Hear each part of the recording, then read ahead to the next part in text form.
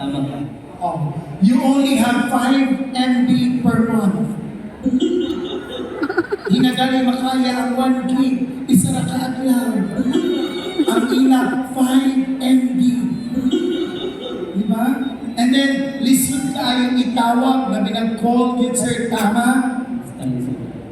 Unya, kapoy kayo na binagdag ko ang balod, tama? Astang sumaha. Unya, pagkahuman, ikaw pagit ang mag-imusala sa iyong kabina, tama? Tama. Pero with that, nakaya po ni Mamayan ang distansya to each other. Nagpaghiling ang ilahang love to each other. So this time, Sir Rene, I want you to say something sa inyong officially your wife, Mrs. Mayan Aninon Hubli. Ladies and gentlemen, a message of the husband to his wife.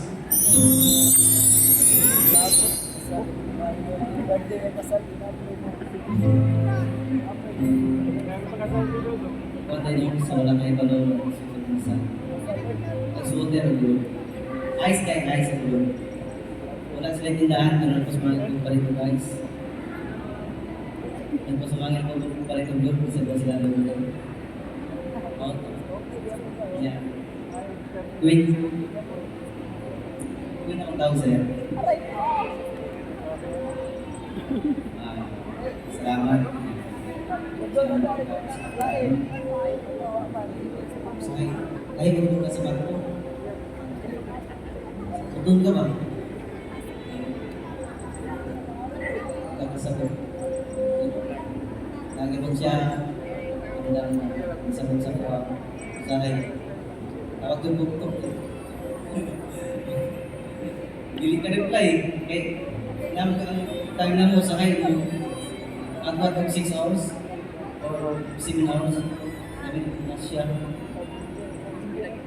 Siya, tulog na.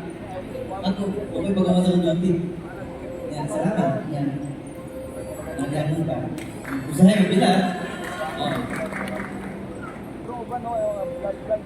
Promise na usahay mo. Pagkakabasa sa kita. Hindi mo na pagkana. Magbalangguan lang mo. Kung sa atong mga anak. I love you so much.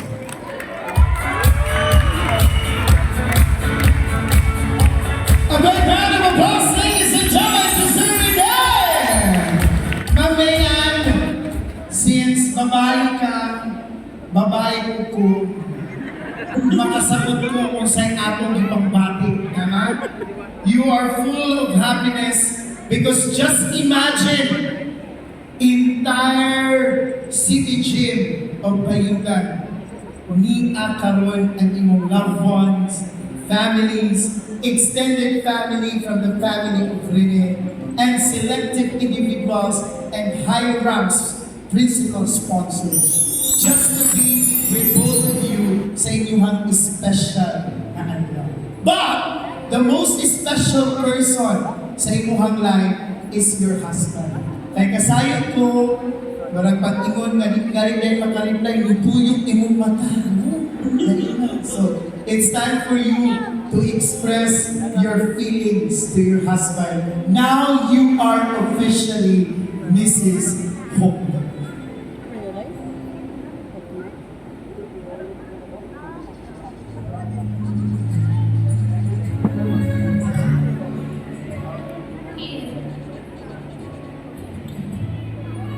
Thank you.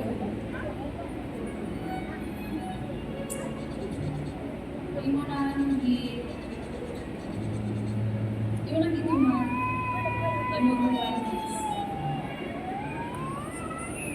actually dugay na may gusto mo inyo pero dili ko din siya kaya financially karon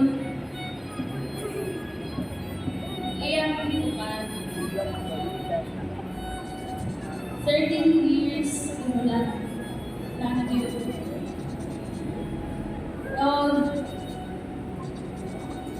Promise ako sa inyo,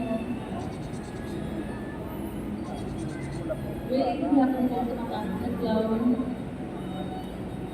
comfort ka after sa iyong work. Ay kabalo ng grupo, madilipid na rin yung trabaho.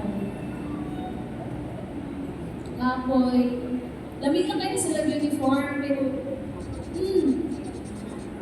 kapoy, isod kaya lang trabaho sa barko. Anton kutsara na day. Promise ako sa iyo na sakto makinig na ako. O, tumalo na ako yung giingon na pwede ko niya ginaingon sa kapag ayaw kaya ako binuangin mo. Ako yun. Hindi na gabinuangan na.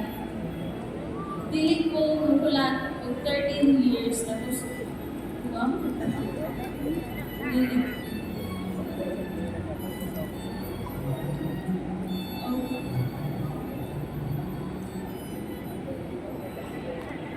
Atong mga pakan ko yan na tumato.